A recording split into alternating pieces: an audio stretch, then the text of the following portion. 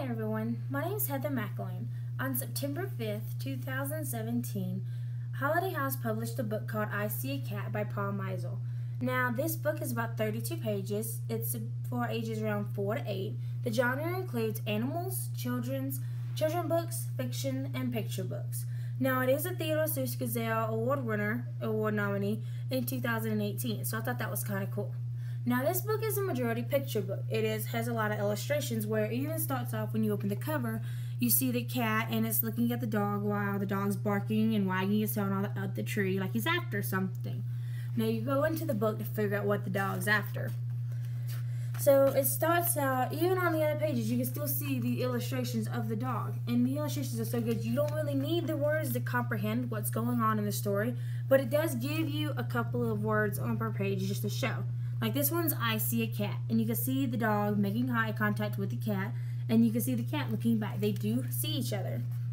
It goes on, I see a bird, I see a fly, I see a squirrel. Now this one really got me because you can see the dog barking, his ears wagging, his feet moving, his tail wagging, all that kind of stuff back and forth, and you see the squirrel running away.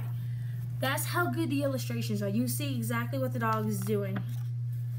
Now, I think one of my favorite pages in the book was, it starts off when he sees the boy, and he goes over there and he sees the boy. He's really trying to get the boy's attention because you can see, again, all the motion going through from the dog.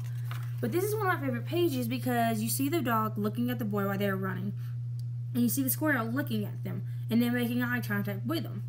But then you also see the cat over there in the corner. He's peeking out from beside the bush because the dog is after the squirrel. He's not after the cat. He's after the squirrel. The squirrel is what he sees, so he's going to go after it. He's not going to worry about where the cat went.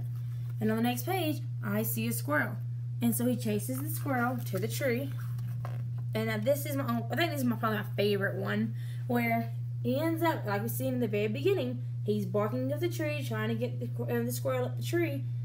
But you see the cat over here licking his feet because he knows he got away from the dog. I mean, so I think the theme about this book is patience is key. Just because you see something, you want it right then, doesn't mean you automatically go for it, because that's not going to help you any. The dog wanted the cat, but then he seen the squirrel, so he went after the squirrel because he seen the squirrel first at that point. Once he finally got outside, he was so excited, he just went after the squirrel, not even bothering the cat, while the cat stood behind him licking his paws, pretty much laughing at him, saying, haha, I got away. So I think a thing to teach the children about this book is that patience is key.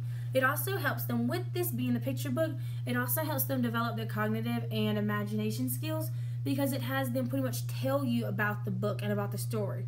Now, I think an activity could be is if you have, say, a poster with a picture of a window on it, and then have them have cutouts of an actual dog, of a dog picture, and have them decorate the dog to how they feel it should be, or how they feel the dog should look. And then have them one at a time go up and explain the story of what the dog sees in their minds and how the dog would react. And then have them maybe take the dog, say the dog went outside, would it be in the same situation? Would their story end differently? Or would the dog just stay inside? Let them decide that. Let them tell you the story of what their dog is going to do. Again, that builds their cognitive and their intellectual developments along with social skills and along other stuff because they're not only talking about other people's stories, they're listening as well.